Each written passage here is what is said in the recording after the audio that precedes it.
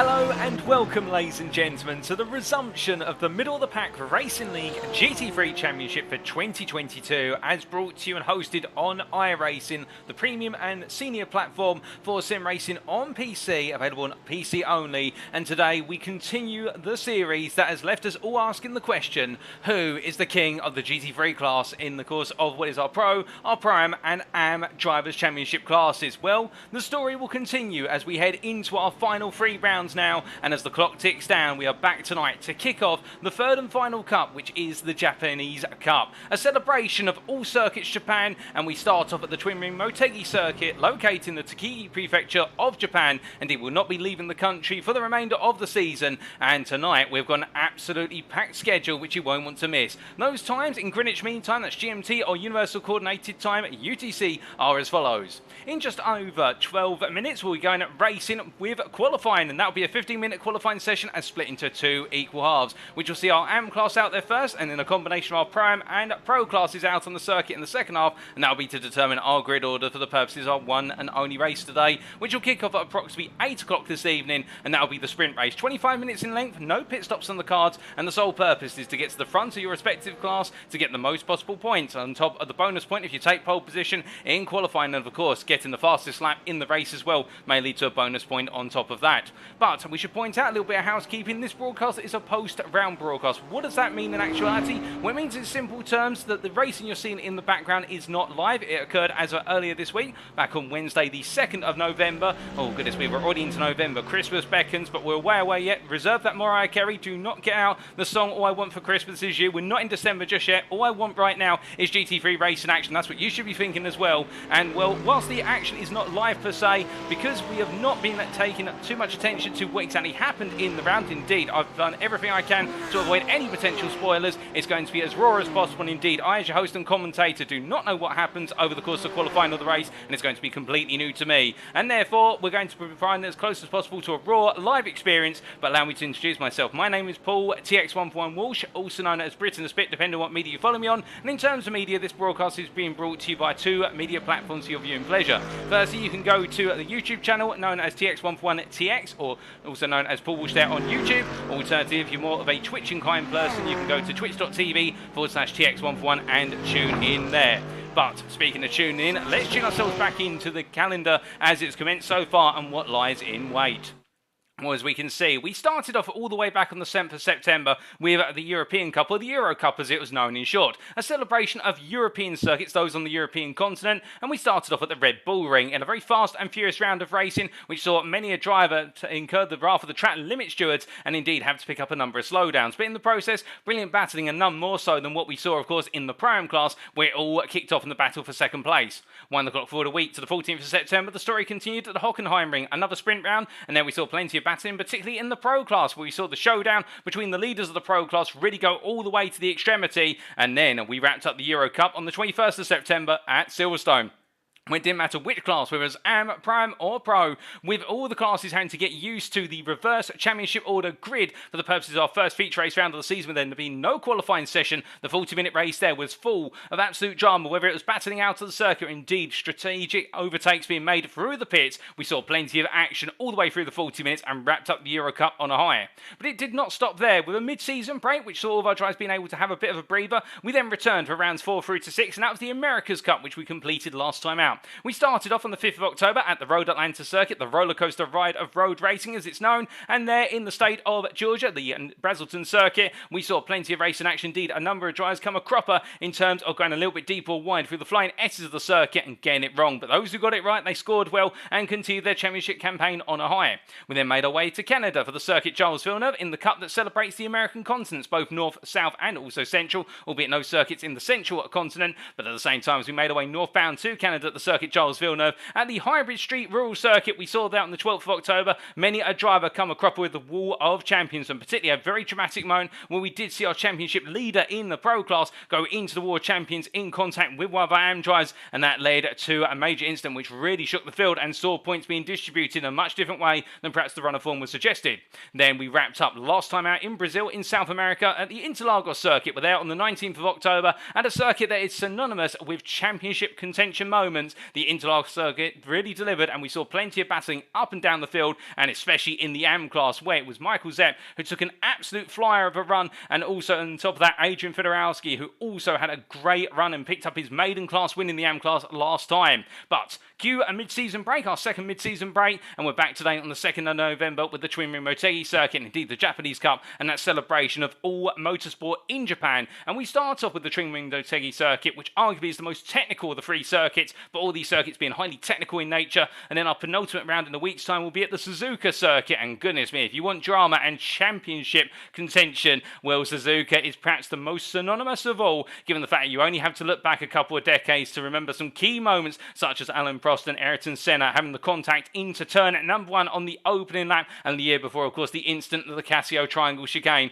which lives on in the hearts of many a Formula 1, if not just a motorsport fan in general. And then we'll be wrapping up on the 16th of November with our final feature race round of the season at the Fuji International Speedway circuit. Well, there, it has one of the longest start-finish straights in the world, but at the same time, it has an absolute plethora of corners, very highly technical corners in nature, which our drivers will need to conquer. But whereas this Cup is all about technical circuits and a celebration of Japan, the America's Cup was a celebration of the American continents, but also circuits very focused on power and delivery of power on corner exits, so carrying as much speed as possible to the next corner. And the Euro Cup was a balance of the two, where three circuits which see an equal measure of power and also a handling come into play, and that is why this GT3 Championship has continued to shake up and down in terms of the form, because some Cups our drivers have been stronger, some they have been weaker, and now our drivers who are the most competent at those technical circuits and indeed those handling orientated circuits will come out on top here, starting at Ring Motegi. And speaking of our circuit, we'll come onto it specifically very shortly, but before we do, we need to tell the story of our championship classes, starting with the Pro Championship after 6 rounds.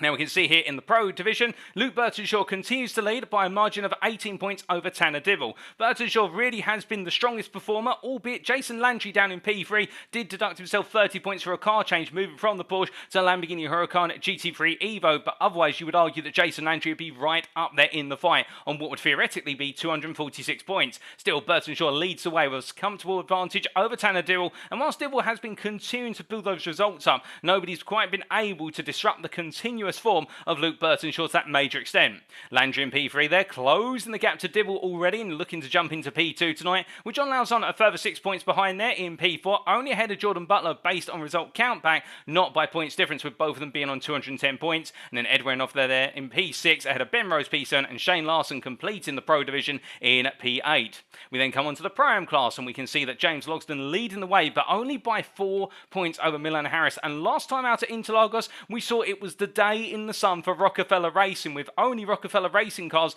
being on the podium. And well, Logsdon having a very difficult day, a nightmare non-finish for the championship leader at the time. It means he still has the championship lead, but it has been cut so much now that Milan Harris is the #1 contender to take the fight, along with his teammate of Ilya Speaker, who's only a further 16 points behind in P3. Matthew Smith in P4 there on 173 points, falling a little bit away from the top 3, but at the same time staying within arm's reach and staying clear of Fernando Takahashi in P5, who continues to go from strength to strength. And then we do have Justin Bragg in P6 on 137 points, staying clear of John Wilding, followed by Jermaine Warren, Alexander Carver-Robbins, and then John Kroom completing the top 10.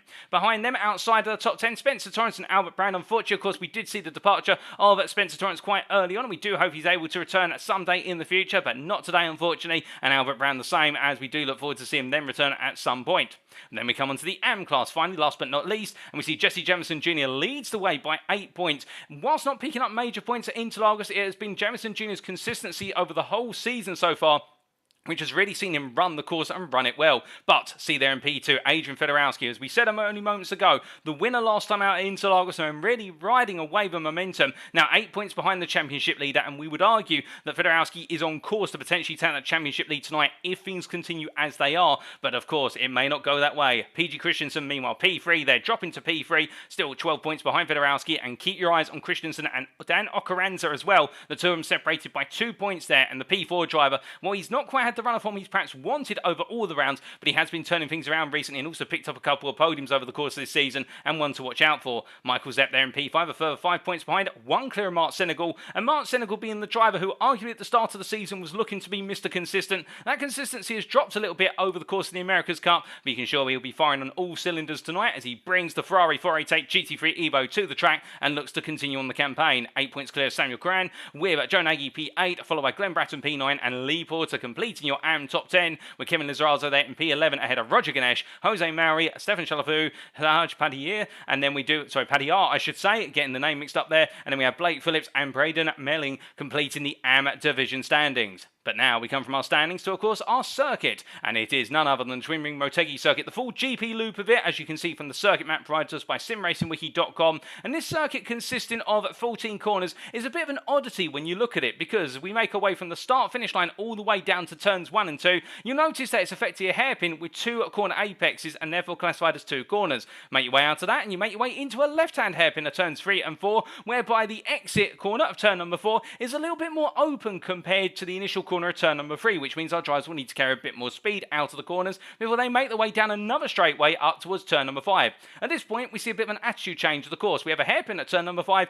but then it's the run into the fast line S's sequence, whereby our drivers will make their way flat out through turn number 6 before getting on the brakes for turns 7 and 8, making their way through the left-right complex, the chicane, if you will, the medium speed chicane, before heading into another hairpin at turn number 9. And as they emerge from a very tight corner at turn number 9, the image doesn't do it justice here. They make their way into the slightest corner on the circuit at turn number 10, where if they nail that right, they'll be making their way down what is effectively the start-finish straight for the eastern loop of the circuit. And as they charge all the way down to turn number 11, it'll be a run and a potential overtaking opportunity. But turn 11, again, a 2D image doesn't tell you the full story of the circuit. Turn 11 is the place you do not want to be on the inside trying to make a move unless you've got a major overspeed, because turn 11 is all about being high and on the outside line as you come into that corner apex before making your way underneath the gantry bridge, which takes drivers underneath the oval loop of the circuit, and they make their way through the double left complex to turns 12 and 13 before braking hard into 14 and then going on to do it all again for multiple laps. And this circuit, located near the town of Motegi in the Tochigi prefecture of Japan, is a circuit that's not normally seen on most international calendars. It's more reserved for domestic Japanese calendars such as the Super GT, but this circuit originating and built by the Honda manufacturing company as their response to looking to invest and do more research into IndyCar. This circuit plays host today, and it's a wonderful circuit, a very flowing and technical circuit, and with the number of hairpins here, it's going to be definitely one that batters the brakes, there's no doubt about that. But a quick recap of our rules. So down initiated, in terms of setups, our drivers are running the iRacing Sprint setup for all rounds. This is a fixed setup series. The only thing our drivers are allowed to adjust is the brake bias on the car. Car fuel loads will be restricted to 51% for all rounds, which means in the sprints they're able to get to the end of the race unscathed on fuel capacity. And in qualifying, an open qualifying format shall be used, lasting 15 minutes and split into 2 equal halves. As we said earlier, the AMs will be out first for the first 7.5 minutes. Then they'll come into the pits, and it'll be the Pro-Ams and the Pros out on the circuit together for the remaining 7.5 minutes. In the sprint race, the race will start under a manual double-fold rolling start, with the formation being held up to the green flag. Each driver has 1 fast repair available, and if they pick up 25 or more instant points, they shall receive a drive-through penalty. But with that, that's enough rules, regulations, and everything in between. I know what you're all here for. Let's go racing. And indeed, as we look down to the circuit right now, we're not long away from going racing. Only approximately about a minute to go before we transition over to the qualifying session. And here is Jordan Butler from DNA Motorsports making his way through turn number 6 and up towards 7 and 8 already. And as we do look at these circuit images here, you'll notice this is a relatively flat circuit. There's not too much of an elevation change over the entirety of the lap, but there are very minor elevation changes over the course of the lap and between certain corner complexes. Quite a few dipped braking zones in terms of you brake downhill into corners, into hairpin corners. Turns 5 and 11 is where you're going to see that most, and that just changes the characteristics of the circuit a little bit. It means that this circuit can catch the uninitiated or the unaware driver out. For the most part, it's flat, but at certain corners, as we see Butler making his way down towards turn number 11 now, you'll see he starts to go into a brief depression, and there it begins as he heads downhill into the braking zone. It's a very gentle one, but if you're not aware of it, it can catch out quite easily and cause you to outbrake yourself into the corner and understeer wide. But no such thing for Butler here as he comes on through turn number 11, and we now transition over to qualifying. But as we make that transition, we do say hello there in the YouTube chat to Michael Zepp, who has got fireballs there for emojis, and I think that means that we're on fire tonight indeed. Our drivers are all on fire, there's no doubt about that, as we hear that Samuel Cran is the first driver to make his way out of the pit lane, and we do seem to have a little bit of an issue with our drivers' liveries not loading, so we are just going to refresh our software with regards to that, which noticed that in the background, so hopefully that will be resolved quite quickly for us, and therefore all the liveries will be in place very soon. Apologies for that, ladies and gentlemen, but of course technical issues do sometimes crop up every so often, and we do our best to try and resolve those. And we also say hello there to the real Foa Jizzle in the Twitch chat, and well, good evening to you, good sir, and I hope you're doing well, as we do see Graham making his way on around right now through turn number number 4 and up towards 5 as he comes charging on down here. And finally, the liveries do start to appear. Fantastic stuff there. Technical issue averted and all fixed. We do see the number 260 BMW M4 driver who has really been the shining star since he's taken to the grid midway through the season. Of course, not with us since the start, but joined us as of the America's Cup, and he has been absolutely flying since then. And can the AM driver continue to shine high? But of course, he has the major change from the likes of Adrian Fedorowski here, who making his way on down towards turn at number 3 onto the brakes very shortly indeed, and also Michael Zepp. And let's not count out Zepp, a very fast driver in his own right there, and well, the QZ Motorsport driver in the Audi R8, an absolutely spectacular car, the Audi R8 LMS, as he makes his way through turn 7 and 8. Why they haven't added the Evo iterations of the Audi R8 to iRacing, I'm not 100% sure about that, but what I can tell you, of course, this car has been in GT3 class racing for the best part now of almost what is coming up to, unless my maths is incorrect, 8 years. It started off with the LMS iteration back in 2015, and it is now moving on to the Evo 2 iteration, which arrived as 2022, and I believe it is going to still be used as the major bed for Audi's GT3 class racing car as the years do go on. But speaking of going on here, we do see Samuel Graham making his way underneath the bridge section into turns 12 and 13, and we're going to ride on board with him as he takes us around for the first flying lap of this qualifying session. He makes his way out the final corner. They're going a little bit wide and picking up a bit of grass on his way, but he brings it back together nicely, and now heading on down towards turn number 1 across the timeline. Looks to his left for his brake mark, the 150 metre wood trail braking into turn number 1 as he comes on through here, bringing the car nicely back to the apex of turn number 2. Can't let the car creep away too much there as he now makes his way in the run down towards turn number 3 in the long charge. And as he gets onto the brakes very shortly here, braking at the 100 metre board, coming into the turn 3 apex. You'll see here a very tight apex initially, but as he emerges and now brings the car into turn 4, a much more open-ended corner here, turn number 4, which means you can take a lot more confidence into the corner. And as he makes his way down towards turn number 5, notice how the roadway is now starting to go a little bit downhill as he brakes there around the 100 metre board and brings it into the turn 5 hairpin. And it's quite a sharp apex curve before accelerating out, and now we make our way into the much smoother flow of turn 6, 7 and 8 as he goes to the right-hander at turn 6, completely flat out here, and now get ready to go onto the brakes at turn 7, braking the 100 metre board, trail braking all the way into the apex of 7, brings the car to the middle of the road for turn 8 before bringing it back onto the apex, and as he exits out here, full beans, full power down towards turn number 9 and onto the anchors as sharp as possible here. Decides to go for a nice late apex, understeers a little bit wide there, and that's where tyre temperature hasn't quite crept in yet for Graham, but as he makes his way out to 9 and up towards 10 here, now into another hairpin, braking as late as he dares, and as he comes into the right hander very slow as he makes his way out. But to be fair, it's what it's all about, that hairpin, one of the slowest corners on the circuit, if not the slowest, and now it's all the way down what is the east start-finish straight as he charges in the run towards turn 11, but notice we're going downhill once again, and therefore as he passes the 100 metre board, braking as late as he dares, but not letting the car creep away, hits the apex curve very nicely in straight line down, now powers over to the right hand side for turns 12 and 13, through the left hander, balancing the throttle, getting the car pointed for the apex of turn 40 as he swings the car in, and that is a lap of the Ring Motegi Grand Prix circuit as he makes his way to the timeline. And what's it going to be for Cran as he crosses the line? Our first line up of the session, it's a 51.286. I would imagine he's probably got a little bit more out there, given we did see a couple of minor little mistakes, particularly at turn number 9 with the car understeered a bit wide, but otherwise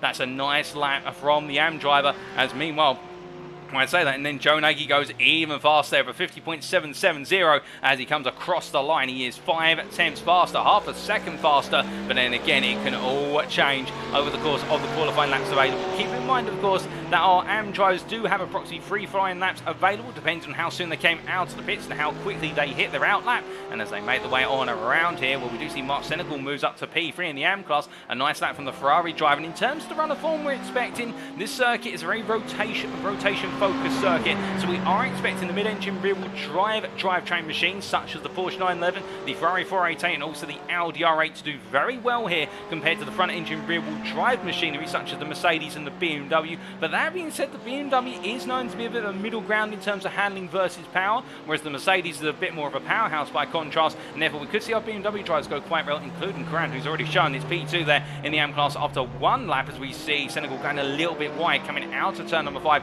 He won't want that, and that could almost be an invalidated lap, to be fair to him. Meanwhile, Jesse Jameson Jr. here in the all white and black middle of the pack racing machine, the Mercedes, the AMG 2020 Evo machinery, of course, recently introduced to iRacing earlier on this year, as he makes his way through turn number 5 and down towards 6, flying on through the right hander here, and as he comes on into corner apex, you see the car just wanting to understeer a little bit away here, and it's going to be a bit of a challenge for Jameson, so he's going to have to play about with the brake bias of the car a little bit to get it to want to rotate into the corners. Essentially, the more you move the brake bias towards the rear of the car, for those that don't know, it causes the rear brakes to take a bit more of the load of the braking force, but also it starts to cause the rear of the car to slide under braking. Effectively, the brakes at the rear lock a little bit more, and that just brings the rear round. But of course, the downside of doing that, as well as meaning increasing the amount of pressure that's being put on the rear brakes, is that it makes the car a little bit less stable by nature under braking. You put the brake bias too far towards the rear, and actually what you end up finding happens is the rear of the car snaps loose on you when you really go under heavy retardation or heavy braking effects. But as he makes his way down towards turn at number 11 here, right now Jameson doing everything right, albeit on and out lap, and we're going to ride on board with him for the purposes of what will be his final flying lap in this qualifying session as he comes charging on through. But we do say hello there to Owen James in the YouTube chat there, who is celebrating the fact it's iRacing, and as we do see Jameson coming on out of turn at number 14, let's ride on board as he makes his way down towards turn at number 1, and we do clear the screen here and bring it on board the dashboard. He's making his way down towards turn 1, then coming down from 5th gear all the way to 2nd gear, and as he makes his way on through and now heading up towards turn number 3, using a nice amount of exit curve there, using the width of the circuit, really appreciating the width of the circuit as he now comes on down towards turn number 3, onto the brakes once again, bringing the car nicely on in, and as he comes on through, we can see there in 2nd gear, rolling the car through 3rd gear now as he comes through turn number 4, up towards 5 he charges, and as he makes his way towards the braking zone, heading up towards 5th gear, will he reach it just in time? Yes, he just about does, but then comes all the way back down to 2nd here. Again, you can see they're having to fight at the steering wheel to get the front end to turn on in, and also having to fight a little bit of power oversteer there on corner exit as he now makes his way through turn number 6 and heads up towards 7 into the S sequence here of turn 7 and 8, left into right as he brings the car into the first apex, then back to the 2nd, and again you can see how the car being very resilient to that direction change as he now makes his way down towards 9% ground there off circuit, I believe, and parking the car. Brief bit of latency there if you're wondering why. We did see a subliminal cut away from the car, and he goes a little bit, oh goodness me, and goes very wide onto the grass, and the car spins round, and that is very unfortunate for Jameson Jr., and that will be his qualifying session done and dusted. As meanwhile we do see now the pros and the primes heading out onto the circuit, and well, as they make the way on out, we do look to the drivers still making the way on around, and in particular right now, well, we do have Zepp coming into the pit lane. What about Glenn Bratton? Well, he stayed out. He's going to do one final lap, and indeed this will be his very last lap as he comes to the line. Currently 3.7 seconds off of the pole sitter in the AM class. He crosses the line, and he does not improve. What about behind, meanwhile? No, Shelafu does not improve either. He's P4 and stays P4. We do also have coming through Mark Senegal here. Does he improve from P5? No, he does not.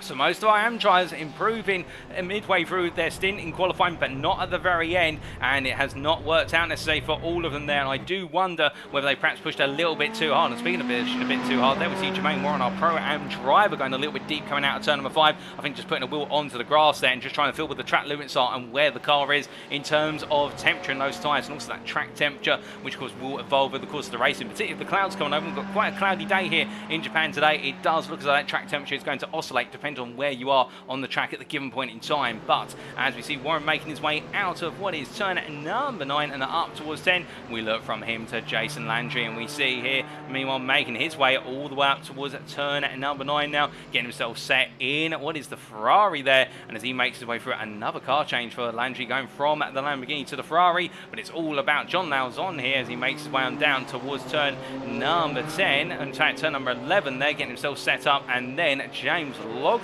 who comes across the timeline to go onto his first flying lap in this second half of the qualifying session. Indeed, the first flying lap set by any pro or Pro-Am driver, and as he makes his way around, we stay with the exterior cameras here, and recently rid on board with one of our Mercedes drivers in the AM class of Jameson Jr., but we see Logston making his way down, and Logston, of course, the man with the pressure on him right now to improve over the course of the remainder of the season, given the pressure that is coming from the drivers behind. He is the championship leader in the Pro-Am class, but it's not looking safe by any means, as he does have Speaker and also Harris hot on his heels as he makes his way down towards turn number 5. And making his way into the right-hander and emerging on out and making his way up towards turn number 6 rather rapidly here, looking quite composed as he rolls his way through turn number 6 and down towards 7. And as he comes on through here, again, you can definitely see that Mercedes, whilst it does in the end get into the corners, a lot of work having to be done to the driver to point the car into the apex. And that's the thing about these cars, it's about taking the results when they come. So when you're in a car that's perhaps not ideal for the circuit, and again, the Mercedes might be experiencing a bit of weakness today compared to its peers, I think Logsdon may not necessarily be targeting the win. Of course, every driver wants to win, but if he can't get the win, he'll be looking to be on the podium as minimum and take that damage limitation. Because, of course, something we need to point out as well is that after today, all the championship scores we present to you in the overall Drivers' Championship will include a drop score from today onwards. So you'll see that at the start of the broadcast from round number 8, and that'll be a point of consideration for our drivers. Where can they afford to drop points versus where do they need to try and improve based on past performances? And Logsdon, while those drivers who, of course, with the result last week, has effectively got a drop score in the bag already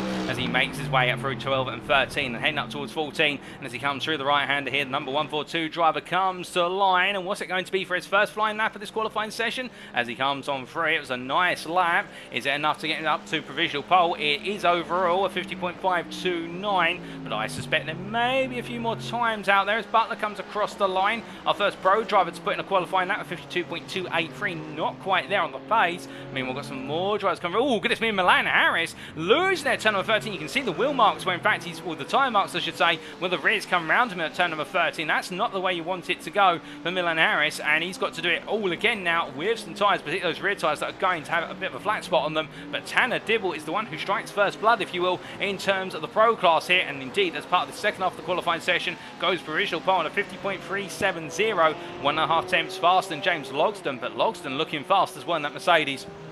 And I think right now, for a lot of our pros and primes, it's about just getting a lap on the board, a comfortable lap on the board. And speaking of a comfortable one, where we can be guaranteed a driver who can put in comfortable qualifying laps, it's Edwin Offray here. He's got a very smooth driving style, and as he makes his way out of turns 13 and 14, heading to the timeline here, the Mercedes driver, what can he do in his first flying lap of this session? As he comes across the line, he goes P8 overall there, third place in the pro class in what is a 51.596, as we hear Jermaine Warren is exiting the pit lane after resetting to the pits. And now, well, it all comes down to how can our drivers improve. Of course, if a driver jumps to the pits, they do retake all the fuel they started the qualifying session on, with it being a fixed setup, so therefore not allowed to tweak the fuel in the car, as I'm to understand it. And that does mean that ideally you want to stay out of the circuit rather than reset to the pits. That way you don't end up with extra fuel being put back in the car. But meanwhile, as we see Jason Landry coming on through here, and with a car change as well with that Ferrari, where he's decided to go from Porsche to Lamborghini to Ferrari, staying with the theme of mid-engine rear-wheel drive. But how will he get on in the 488? An absolutely wonderful machine to drive the 488 either, as he makes his way all the way up towards turn number 10 here and coming into the braking zone. You can definitely see where some drivers have got it wrong in the past. We've got quite a few tyre marks, and I think that might be from the earlier qualifying session of our AM drives and also from some of the support race at the circuit. But meanwhile, as he makes his way on down towards what is turn number 11 here in the long charge, and the Ferrari quite strong on the straights, albeit not as strong as, say, the Mercedes or the BMW, but still a contender there for some of the stronger top end speed. And as he makes his way through turn number 11, smoothly through there, comes underneath the bridge and then into turns 12 and 13, he goes through the double left into the right. And as he makes his way through the right hander, what's it going to be for Landry as he comes to the timeline? The Pro Tier gets ready to cross the line, currently P6 or P3 in the Pro class, and as he comes on through, he improves to P2 overall, and P2 in class, still 3.5 tenths off a Tanner Dibble, who has decided to jump to the pits. Dibble thinks it's done. They've still got a minute on the clock, however, and they're on their final laps right now. Has Dibble done enough, or will he be pipped to the post right at the end in the Pro class and overall? As we do see here, Edwin Offray coming out the final corner. He'll have one more lap on the cards as well, but I think Dibble's got the confidence as an Offray crosses the line. He's improved on the second half of the lap, but it's only enough to jump him up to P10 overall, and not quite on the pace of his pro peers at this time. As meanwhile, we look to Fernando Takahashi here, another Mercedes driver. Quite a few Mercedes here today, and quite a few BMWs as well. And we see Takahashi making his way up towards turn number 10, and as he does here, right now P13, lowest placed of the prime drivers in the overall positioning, and what is effectively their P6 in the pro class, sorry, the prime class I should say. And as he makes his way down the back straight up towards turn number 11, this lap not too much an improvement for Takahashi as he heads on into the braking zone. And well, what's it going to be this time around? I think this will be his last lap. Given we've only got 10 seconds left on the clock, he's not going to be able to make his way to that start-finish line before we hit the 15-minute mark. And speaking of a driver hitting their mark, we've got John Lauzon coming on through very shortly as well. James Logsdon has just crept across line, but it looks as though there Lauzon comes on in. Takahashi doing the same as well, and Logsdon Well, he just crossed the line after the checker flag was out, so he stays P3, and that's provisional pole for Logsdon in the Pram class. But can Harris upset the tone here as he comes on through to complete his last lap, absolutely blitzing his way out the final corner, I think throwing everything at it, but I don't think he's going to improve as he comes to the line. He does not improve, so he'll be joining Logsdon on the second row of the grid. It will be a prime lockout on row number 2. Meanwhile, Jason Landry here coming to the line, and can Landry pip Dibble get closer because it's a margin of 3.5 tenths, and he comes to the line. He improves by a tenth, but it's not enough to dethrone Dibble. We still got a couple more drives coming through, including Matthew Smith here as he makes his way out of the final corner. Can Smith find a way to improve? Well, he's improved in the middle portion of the lap as he crosses the line, does not improve overall.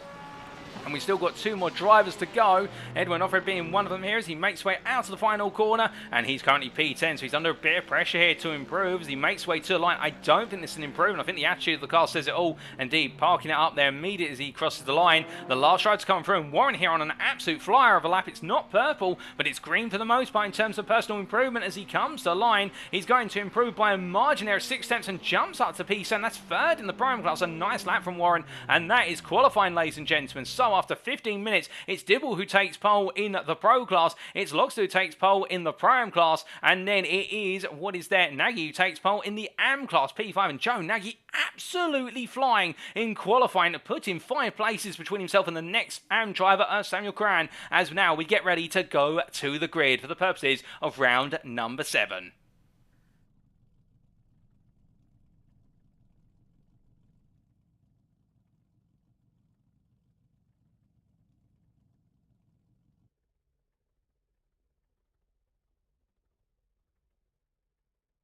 And as we continue to await that transition at the moment, it should be a brief moment here, just a little bit of overtime in qualifying. In terms of the big takeaways we've seen, well, we have seen it's mid-engine rear-wheel drive cars that seem to be the strongest here, as we thought it would be, but the Mercedes also going quite well in the hands of Logsdon and Harris, circumventing expectations, and also the BMW M4s filling up a good chunk of the mid-pack of the top 10, and well, we'll have to wait and see how they work in the race, because we know the M4 very strong over the race distance in terms of being a very comfortable car after 25 minutes of racing, whereas say the Ferrari, for example, or the Porsche does start to get a little bit sketchy on those rear tyres as the rear tyre life is worn down and the car becomes a bit less stable. Of course, fuel coming out the car, also for the Porsche, with the fuel tank being in the front of the car, not the rear, does mean that the overall balance of the Porsche changes significantly. But speaking of changes, all of our drivers have now been removed from the pit lane. It's time to take you through the grid for round number 7. So here it is. So as our drivers line up then, Ring Motegi for round 7 of the middle of the pack Racing League GT3 Championship for 2022. It is Tanner Dibble who takes, I do believe this is his first pole position in a sprint race of the season for DNA Motorsports there. Pole overall and in the pro class with what is Jason Landry alongside in the privateer there, the Canadian starting P2 by a gap of 2.5 tenths. Then on the second row, it is the pole sitter of the prime class of James Logsdon for Team Bearpope, joined by Milan Harris of Rockefeller Racing. The 2 primes contest row 2. Next, the AM pole sitter Joe Nagy P5 for Rockefeller Racing, Jordan Butler P6 there for DNA Motorsports, the pro driver, and then we have the prime driver Jermaine Warren starts off row number 4 with John Lauzon in the pro class alongside in P8. Then P9 starts off row 5, Ilya Speaker from Rockefeller Racing, joined by Team Bearpoats, Samuel Cran in P10, followed by Edwin Offred and Matthew Smith on row number 6. Then on row number 7, we have the combination behind as the gridding process is complete, and we'll be getting underway very shortly. On row number 7 is Fernando Takahashi and Stefan Chalafu from middle of the pack racing, and on row number 8 it's the AMs of Adrian Fedorowski, the QZ Motorsports driver, and Mark Senegal, the privateer. And on row 9, it's Dan Ocaranza and Michael Zepp, followed by Glenn Bratton and Jesse Jamison Jr., making up our final row. Row number 10 there, 20 drivers in attendance, and we're very shortly going to be going race on the short formation lap to the green flag and for 25 minutes of racing action. And who will come out on top come the finish? Let's find out as we see our drivers make their way through turn number 11 and up towards 12, 13 and 14. It'll be to Tanner Dibble to take us to the green.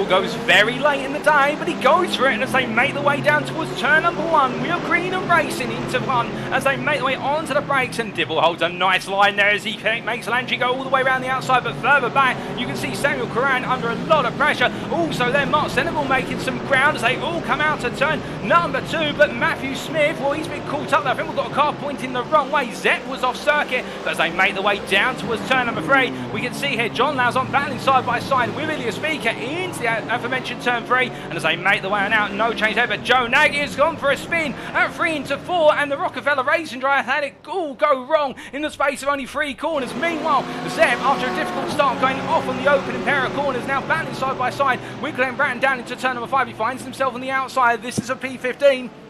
Sorry, P16 as they make the way on in. Zepp gets it done there, and Bratton going a little bit slow now finds Matthew Smith and Jamison Jr. all hot on his heels as Jamison Jr. looks to the move into turn 6. He gets it there as they make the way through the right hander, but meanwhile looking a little bit further up the order, Milan Harris finding his way back past Takahashi after losing the place early on. Goes a bit wide there onto the grass, and as they make the way down into turn number 9 here, it's all drama on the open lap as we're hearing that Joe Nagy's been involved in another moment of circuit. He's had another spin, and you can see him on the circuit map, P20, all the way back at turn number 7 as they make the way into turn number 10. The majority of the field right now starting to settle down a little bit as they roll the way on out and head down the back straight. But what a start from Tanner Dibble, although I say that, Dibble under major pressure here as he comes down towards turn number 11. You can see Landry there deciding to wait. I think he's going to wait another lap or two and see if he can put some early pressure on and get Dibble to make a mistake before the Porsche's tyres are up to temperature as they make their way through 12 and 13. But Dibble there takes a much wider line into 12 compared to Landry. It's a very different complex of lines there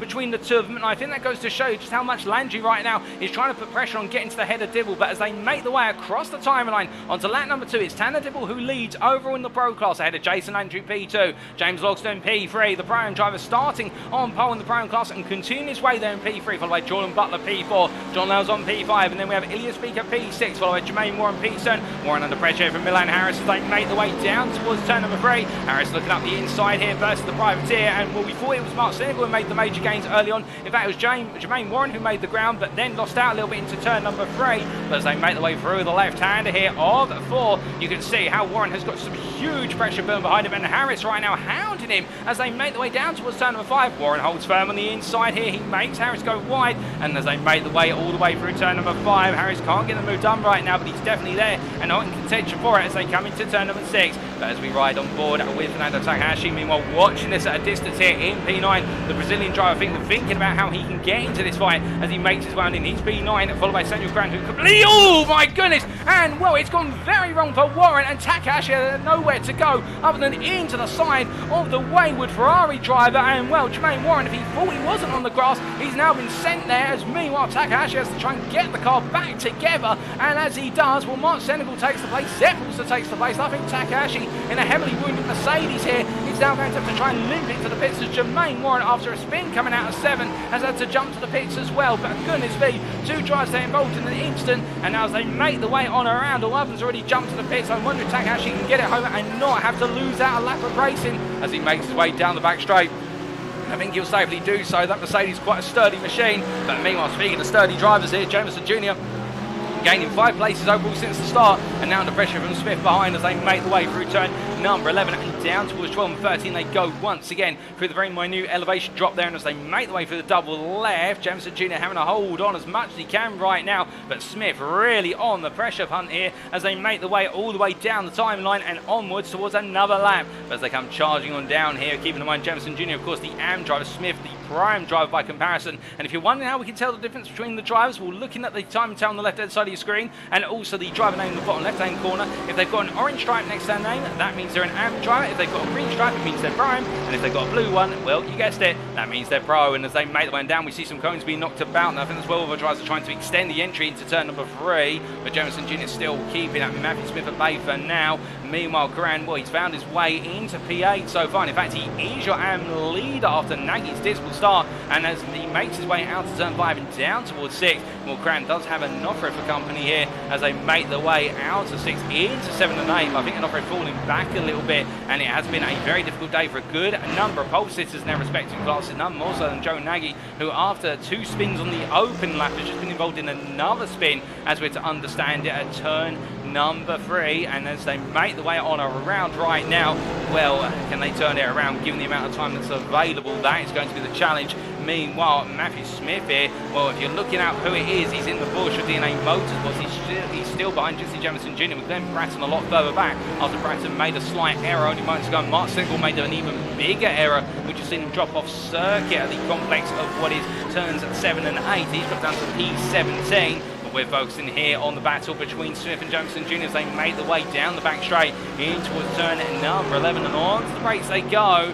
Smith still staying behind, however, he can't find enough to get the move done, and wary of the fact that you don't really want to be on the inside into turn number 11 unless you're well ahead under braking, for the simple reason there's just not grip there compared to what's on the higher outside line that Jamison Jr. is able to take. And as they make the way out of the final corner, they head onto another lap, but Smith here getting a really good run. Jamison Jr. there being squeezed the outside, but now look at the Mercedes here with its straight line speed coming back strong into the braking zone for 1, but Smith I think has got it done on the inside here. Jamison Jr. is going to hang it around the outside and try and cut back on corner exit at 2, and Smith they're very tight, and in fact as they make the way down towards turn number 3 here, Jamison Jr. I think might have had a shot at it, but I think he's decided instead to back off here, recognising he's not battling with a driver in his class for class position. Instead he's battling for overall position only, and therefore it's perhaps not worth investing the time, simply because the next driver up the road is an AM driver. It's Michael Zepp, and Zepp right now is chasing after Ocaranza, and well, an understated moment, and we haven't already observed it. We'll talk about Ocaranza shortly, but meanwhile we must cut over to this battle for P5 between Lauzon and Speaker, and behind you've got Harris close behind as they make the way through the left into right at turns 7 and 8, and as they emerge out of the complex and down towards 9 they go, with the 2 Rockefeller Racing drivers right now. The Speaker and Harris, both prime drivers here, both working together it would seem, but I would imagine that Harris would ideally like to be ahead of his teammates so that way he can get a little bit closer to a championship leader in the class. Meanwhile, Speaker would love to take this position for the simple reason that means he gets a bit closer to the battle between Harris and Logston for the lead, so it's going to be a bit of an interesting one in terms of the 2 of them as they make the way on down towards turn number 11 as they charge them down. At the moment it is a Prime Championship leader Logston right now, who's in a very comfortable position, as you've seen the Team Burpo driver making his way through 12, 13 and 14 and looking very smooth, albeit I say that and the commentator's curse seems to want to strike almost as the rear end steps round there for Logston, but he keeps it under control and makes his way down towards turn number 1 once again as we say hello to Jan Bath there, the Wall 34 in the YouTube chat. Hope you're doing well, and also hello to Fabian Garner, and hope you're doing well, Fabian. As meanwhile Logston here, you can see the car definitely being pushed to its limit, and Logston right now I think on the fine balance of being in control and out of control, and that's where he wants to be in that Mercedes. As meanwhile we look to Milan Harris here, we ride on board with the Rockefeller Racing driver, and he swings there as he goes around the outside of Speaker. I think Speaker decided to back off there to let his teammate go, but I don't think Harris was aware that Speaker was going to, because you saw how violently he had to pull the steering wheel there to avoid contact with his teammate. While this Speaker had a slowdown they had to serve, but nothing to my knowledge in terms of the data that's available to us.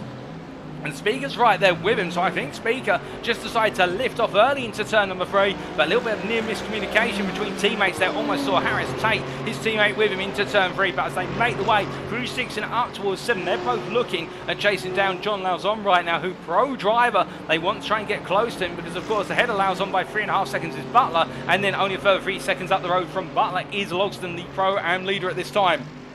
As they make the way on through turn number 9 right now. Things have settled down a little bit after the opening 8 minutes of racing, and the point we're going to talk about before we did cut to the Speaker, Harris and Lauzon at rivalry, was Dan Ocaranza, an absolutely superb start from the Chilean as he makes his way out of turn number 9. It seems as though every time I cut to a Mercedes coming out of a corner, the rear wants to step out at the moment, and that being a little bit of concern there for the simple reason we don't put the commentator's curse on anyone, but that goes to show you just how unsettled the Mercedes does seem to be around him when trying to get the power down out of those very low-speed hairpins. But the point being that Ocaranza making 4 overall places since the start and moving up to P13, hasn't really gained too much technique in terms of class position, but staying clear of the trouble, and that's what it's all about at the end of the day. He's got Jamison Jr. behind him, however, but on that last lap taking 7/10 out of Jamison Jr. He's not quite closing on Fedorowski ahead of him. Fedorowski right now lapping in the 50 ones by comparison. Absolutely flying is Fedorowski. Meanwhile, Fernando Takahashi has found his way past Joe Nagy, who's had another off track at turn number 10,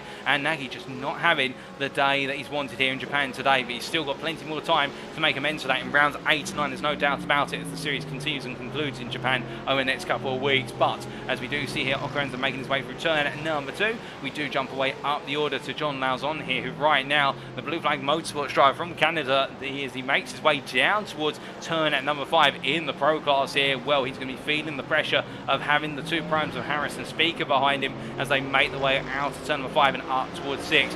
Meanwhile, further down the order, off camera, what we've heard just happened is that Fedorowski has found his way up past Onofre. Indeed, Chalafu has found their way up past Onofre as well, and that's because Edwin Onofre has had an off-track, as we're to understand it, and has lost 2 overall positions to 2 AM drivers, Chalafu and Fedorowski. So we do have 3 AMs right now inside the top 10, P8 to P10 there. You can see on the time tower of Grant, Chalafu and also Fedorowski, but focusing on the here and now, what's very interesting to see here is that whilst Lauzon did get the move done versus Harris earlier on, only a lap ago, it does seem as though whilst Lauzon was able to get the job done, he's not able to break away and completely seal the deal here. And if anything, now he's benefiting Harrison Speaker as they make the way down the back straight towards turn at number 11. Now for Harrison Speaker, of course, they'll be thinking about what is their battle going to be in terms of, are they just going to settle down? Will it be team orders, or will they start to give one over the elbow as they make the way into the final 5 minutes of this race with the gloves come off there? But Lauzon again very sensitive there through turn number 11, not taking as much speed as he perhaps like. Is he worried a little bit right now about tyre temperature or brake temperature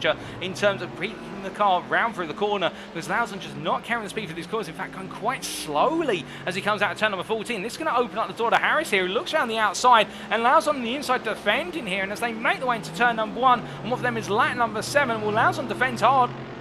And Harris there made to go a little bit wide as he comes out of 2. You can see they're tucking him very close behind the Blue Flag Motorsports driver as they make the way out towards 3. And Harris literally trying to sip at every little bit of slipstream that he can as they make the way into the braking zone for the left-hander. And no change at the moment. But Harris right now, I definitely think between a rock and a hard place in terms of he's got his teammate behind him who's going to act as a bit of a stalwart and a rock in terms of defending from Samuel Carana's coming up. You can see there in the rear of the picture in the bright red BMW M4 as they make the way down towards turn number 5 right now. Wouldn't be surprised if the hard places that Speaker Sonny wants to try and take that P6 and where's effectively P2 in the prime class back come the end of this race, given how close he is as they make the way through the right-hander at 6. And right now I think Harris really does need to try and find a way to usurp Lauzon's control of P5 there, P5 overall, as the pro driver right now just does not seem to have that final 5 to 10% to be able to maintain the pace and break away from Harris as they make the way out of turn 8 and down towards 9. But as they come into the left-hander at turn number 9 right now, Lauzon getting a better run there. In fact, Harris sliding a little bit as he came out of the corner. Meanwhile, elsewhere, we have heard that Mark Senegal has found his way past Glenn Bratton, got the move done only a lap ago as he makes his way in towards turn 7 and 8 right now, and the Ferrari driver coming on through here, and well, it wasn't perhaps the start he wanted today, still where he started, P16 overall, and currently running P6 in the AM class, but it definitely has not been a race where he's been able to make a lot of ground early on, and normally Mark Senegal, one of those drivers who makes a flying start, but not here as we see the car stepping out slightly, coming out of turn number 9, and again pushing it hard here, and that rear just sliding about, and that's what happens when you try and get the power down too early, and that weight, of course, with the Ferrari being mid-engine rear-wheel drive, centre mass behind the driver, further towards the rear of the car, and therefore you have to bring that weight under control. But speaking of bringing things under control, we look back to the battle for P5 here between Lauzon and Harris, as Harris on the inside into 1. Lauzon not defending it too hard this time, but I think looking at a potential cutback run through 2 and up towards 3. You can see that as we ride on board with the M4 driver as they make the way down towards turn number 3, getting closer and closer. Does he think about it? No, you can see that though Harris pulling slightly into the centre of the road as if to say to Lauzon, look, I know you're thinking about it, don't do it, but in return he only compromises his line into 3, and coming out of it, he's gone a little bit wide, coming down through 4, and now Lauzon's going to have to run on the outside as we stay on board. Lauzon looking all the way round, and as we cut to the exterior cameras here, well, side by side they go into 5, they emerge slightly side by side, but in the end Lauzon runs out of road and has to back it off once again. Meanwhile, Onofre having a bit of a slow run coming through 3 and 4, he's lost 2 places to Ocarenza and Jameson. The pro driver just not having his day in the sun today as he makes his way down towards turn number 5, and Jameson Jr. and Ocarenza gaining overall position but not class position as they press on here and make the way through turn number 5 and up towards 6 as they come charging on through here. Still just over 10 minutes left of racing. And one of the big questions we are now starting to ask is what's happening in the battle for the lead. And here are your two leaders, Pro Class driver Tanner Dibble, who is leading, and then Jason Landry behind. Now the gap is standing at 1.3 seconds at this moment, but over the last lap we have seen Landry take 2.5 tenths out of Dibble. Now was it just a coincidence, or is it going to start marking a trend where Landry is pushing a little bit harder as they make the way out of turn number 14? And down the start finish straight on towards the next lap. Dibble, that last lap was a 150.54. Landry, a 150.55. Exactly identical to his previous lap, Landry. And as he makes his way through turn number 2, well, you've got to remark on the man's consistency. But right now, I think Dibble there just having a slight slip on the previous lap and now starting to settle back down once again. But conscious, I think, that Landry is close and ever threatening. But meanwhile, as they make the way in towards turn number 3, we're looking a little bit further back to James Logston here in quite a lonely P3 overall, and the prime driver now for Team Bearpo really just enjoying this run, and again resurgence of form after what happened at Interlagos, where it all went so horrifically wrong so soon. A nightmare of a race, and I think he's trying to put that to bed by getting a solid sprint here as he makes his way through turn number 5. But Jordan Butler as well closing up a little bit on Logston on that last lap, taking only a couple hundredths out, but that could be the start of something as he makes his way through turn number 6. But matching Logston on pace is a minimum, as meanwhile Fernando Takahashi here in the battle for P17 trying to find his way from P18 to 17 found the outside of Mark Senegal, and the Amdrive is going to put up the fight versus the Prime as they make the way through 2, and Takahashi having the confidence in the car, and Senegal in the end not trying to push it to the maximum and backing off slightly on the exit 2, I think deciding to let it go, and conscious that he's got Joe Nagy closing up behind, and Nagy right now taking significant chunks of time out of Senegal as Takahashi goes wide and Senegal follows him. In fact, it goes for a spin coming out of turn number 3. Well, I can tell you from experience, when you see the driver in front of you get it wrong into a corner, it's very hard not to almost do the same as them, because you go in trance looking at the rear of their car. And Senegal and Takahashi both having a difficult day at turn 3 and 4. Takahashi getting back onto the circuit much more comfortably compared to Senegal, and Joe Nagy now regaining the place he lost earlier on for Rockefeller Racing. Of course, remember, Joe Nagy was our pole sitter in the AM class. He's lost 13 places compared to his starting position, which was P5. It went wrong at the start, and how can he finish? Well, I don't think he's going to be finishing on a major high. He'll take every point he can here as he makes his way through turn 8 and down towards 9. But as he comes on through, now his next target is Fernando Takahashi, and of course chasing after a prime driver, and well, in the AM class, Joe Nagy will not gain any points on making this overtake, but he will gain a little bit of personal pride as they make their way down into turn number 10.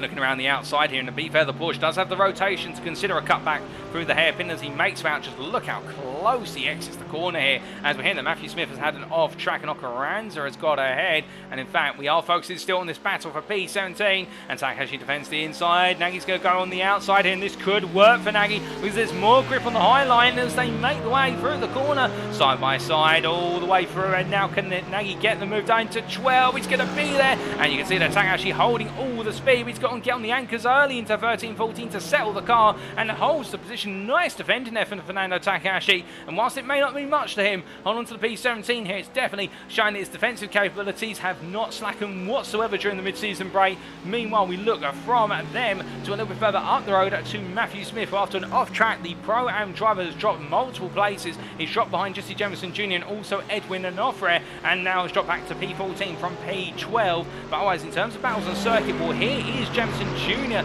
who has Onofre closing on him, and the Am driver has the Pro driver putting the pressure on as they make the way through turns 7 and 8, and as they roll left into right, well, Jemison Jr. right now holding firm, but I would imagine that Onofre would like to take P12 there. Perhaps P13's unlucky for him indeed, the number 13 unlucky for many, and as he makes his way through turn number 9, Jemison Jr. goes a little bit deep, and Onofre gets the run out of the corner here, but he's compromised, of course, given he's side by side with Jemison Jr., and as they make the way down into turn number 10 here, what would Onofre do? Would he go all the way around the outside?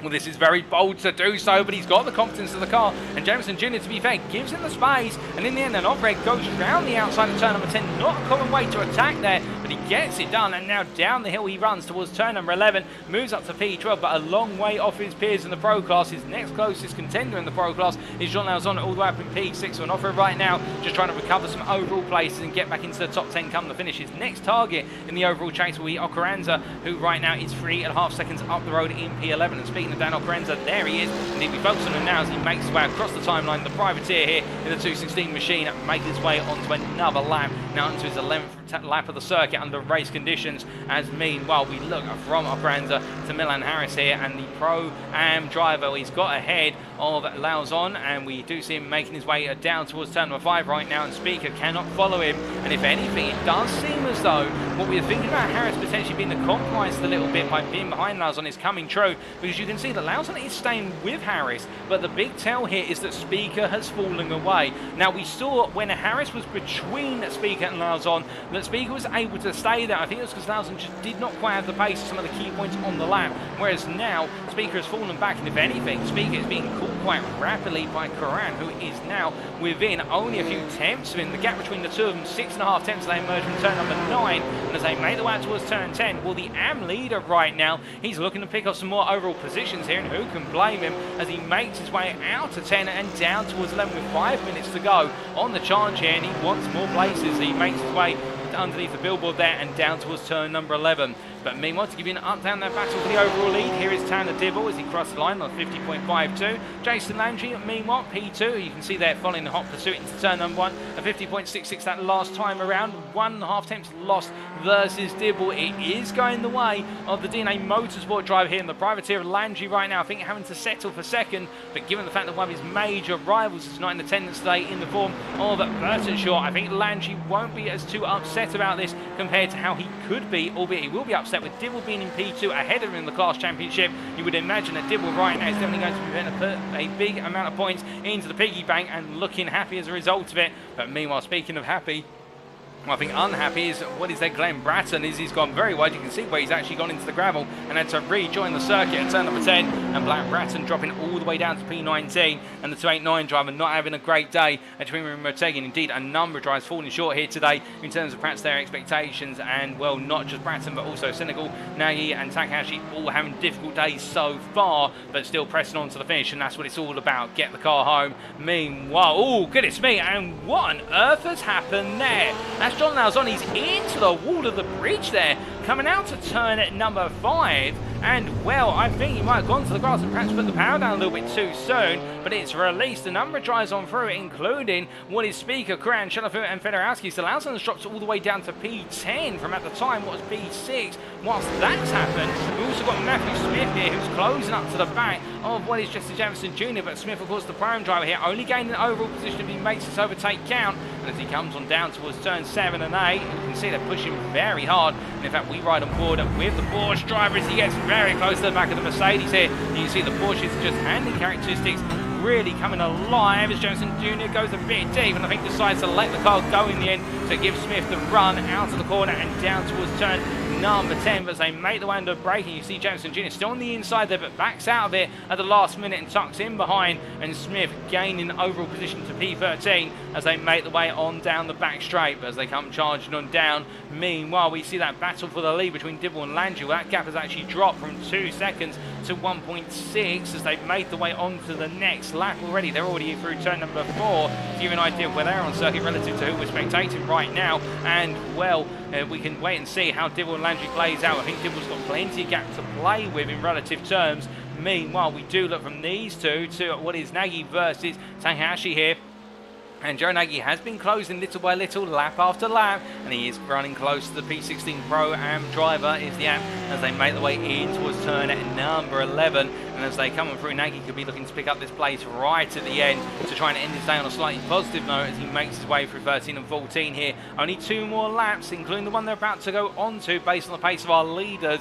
And well, speaking of our leaders, here they are in the single camera shot as they make the way down towards turn at number 10. And as they make the way through the braking zone here, well, it's been absolutely inseparable between the two of them in terms of lap time, but one would argue that Dibble does seem to have an ace up his sleeve with regards to that pace in the Porsche compared to Landry and the Ferrari right now as they make the way down the hill towards turn number 11. The Porsche so strong, we expected both of these cars to be strong here. The Porsche has really shown over the current current iRacing balance of performance, which we are using as part of this series, just how strong it is compared to its peers, and it's coming alive here today at a circuit that really does work to the Porsche strengths, which is natural rotation on the rear of the car and also ability under braking. To be fair, the Ferrari no slouch, but just not quite there, as we see Landry and Dibble going on to their final lap. They'll complete a 14th lap then as they make their way around. 1 minute left on the clock, and with that in mind, we do look to Cran versus what is Speaker, and Speaker right now going a bit deep into 12. That sets up the line for 13, but compromises run through 14 a little bit, and Cran right now trying to pick up one more place. He is the AM leader, Samuel Cran, as he makes his way across the timeline. You can see they're literally following in the weaving wheel tracks of Speaker as they make their way down towards one, and Speaker conscious of the fact he has an M4 behind him that is looking to go for one more place here and add a Bram Scalp to the mix as they make their way down through 2 and up towards 3. But as they come charging on down here towards the braking zone, will Cran go all in for it, or will he decide, you know what, enough's enough, I haven't got that huge of a gap to Chalafoud behind? And well, one thing we haven't really talked about is Stefan Chalafoud enjoying one of their best races of the season here today, running P8 overall at the moment, but not just that, P2 in the AM class, behind is Adrian Fedorowski, who is closing gradually, only by a couple attempts a lap. If so, I think Chalafoud's got enough room to play with here all the way to the finish as the clock strikes 25 minutes, and therefore this race will conclude the next time they come around to the timeline. You see Fedorowski pushing hard, but by pushing that hard, he takes a bit of grass with him through turn number 5 and up towards 6. I don't think he's got enough. Meanwhile, Nofre, they're getting ahead of Occaranza in the run down towards 5. Occaranza backing out there. Now it's a change overall position, but not class position, and as they make their way down to turn number 5, their battle is resolved. But as they come through the corner here, we look to our leaders, and here is Tanner Dibble with an advantage of 3.6 seconds. I think Landry's actually had a small error on this lap, and well, Tanner Dibble since the start putting it on pole and running away with it after a very late start to the race. And as he makes his way through the final corner, the checkered flag will be his. It's Tanner Dibble from DNA Motorsports who takes the win overall and in the Pro class in the 69 Porsche, ahead of Jason Landry P2, and then it will be James Logston who comes on home to take overall 3rd place on the podium. But more importantly for him, the prime win ahead of Jordan Butler P4, 3rd place in the Pro class there. And as he crosses the line, we have a brief wait before it's Milan Harris who comes on through to take P2 in the Pro class, P5 overall for Rockefeller Racing. Congratulations to him and his teammate Speaker, who's on the final step of the prime podium, P6 overall.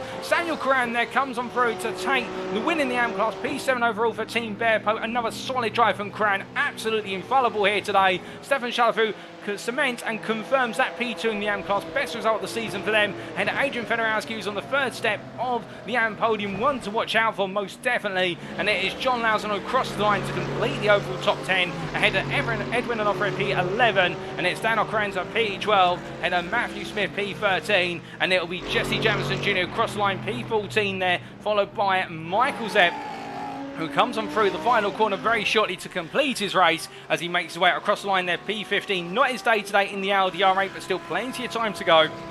And then we do have Fernando Takahashi, who comes on through for P16, bringing it home there for the Brazilian team, the privateer. And then we do have Joe Nagy, P17, losing out massively today. And he'll have to look at what went wrong. Ahead of Mark Senegal, P18. And then it will be Glenn Bratton, the last driver to finish on the lead lap. And the last of our finishers with Jermaine Warren retiring to the pits early on in the race. Glenn Bratton, P19. Jermaine Warren in the pits, P20. But a fantastic race from start to finish. But the man who is on a mission right now, and you can see him there, Tanner Dibble. His name right now will be striking fear into the mind of Landry and also Burtenshaw for the simple reason the DNA Motorsports driver seems to be growing strong. We saw this in the GT3 Championship where he came alive in the final third of the season and put the pressure on, and he's doing it here today as he makes his way into the pit lane. But also looking at Samuel Cran, can anybody stop him from having these infallible runs? Joe Nagy seems to be the driver on point in the AM class in qualifying, because Cran in the race, who made it all count,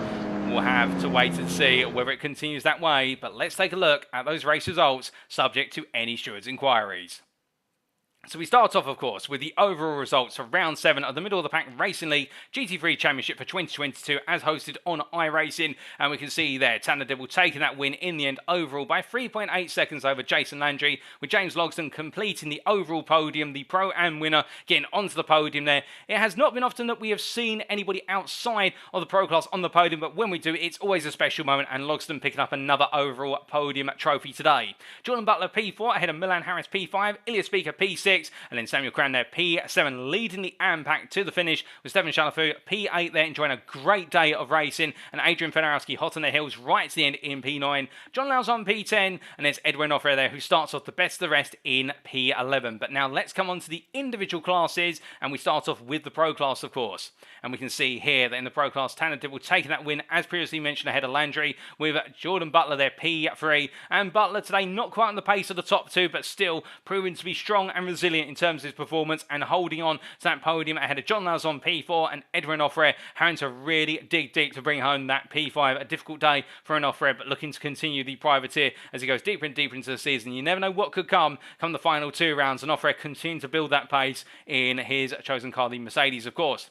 But then coming on to our Pro-Am class, and we can see here in the Pro-Am division, James Logsdon taking that win in the end by a margin of almost 14 seconds, 13.6 to be precise, over Milan Harris, the Team Bearpoat driver, leaving the Rockefeller racing pair of Harris and Speaker in the distance. But at the same time, Milan Harris and Ilya Speaker looking to pick up every point they can to keep Logsdon honest and keep it under pressure all the way to the end. Matthew Smith, P4, they're just outside of the podium, but still happy with the result, no doubt. Fernando Takahashi, P5, and Jermaine Warren with that retirement, our sole retirement of today, in P6. And then coming on to our last class, which is the AM class. And last but by no means least, we can see that Samuel Cran taking the win by 4.6 seconds over Stefan Chalafu, with Adrian Federowski there only a further 6/10 behind. Very close between the two of them. Federowski, I think, would be hoping that he had 2 or 3 more laps to go, because I think he would have felt he had the pace to make the move for P2. He just needed to get a bit closer. Dan Ocaran's there just outside of the podium positions, P4, another solid drive for the privateer. And we can see Jesse Jameson Jr. again bringing home a top 5 finish, P5, ahead of Michael Zepp, P6. Joe Nagy, P7, a difficult day for Nagy on pole, but dropping all the way down and having to battle his way up the order, but multiple spins on the opening lap, really curtailing his performance. Mark Senegal, P8, and Glenn Bratton, P9 there in the AM class to wrap up the class standings.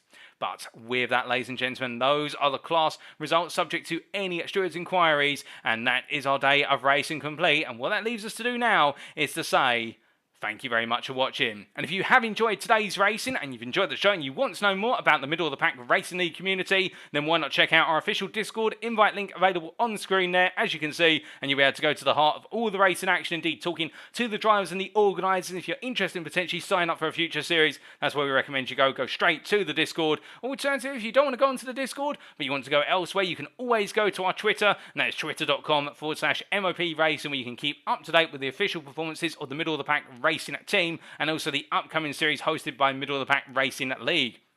But with that, ladies and gentlemen, it is now time for our drivers to make their way from the Ring Motegi circuit to the Suzuka circuit. Another Honda-orientated circuit, of course, being the official test track for Honda. But in round number 8, we'll make our way to Suzuka for the penultimate round of the championship. And whilst the racing will occur a little bit earlier in the week, that'll be on Wednesday, the 9th of November, we'll be bringing it to you as a post-round broadcast as if it were live on Saturday, the 12th of November. And will we see any final spins in the tail that set us up for the season finale in round number 9, or will it be straightforward at Suzuka? Well, if I've ever heard that in a sentence, well, you'll have to pinch me, because I've never heard straightforward and Suzuka in a single sentence. But we'll have to wait and find out whether that's the case in a week's time. But until then, we have been the Middle of the Pack Racing League. I've been your host and commentator, Paul TX141 Walsh, also known as Britain a Spit. And until next time, remember to stay well, stay safe, stay smiling, but most importantly, remember to stay on track. Good night.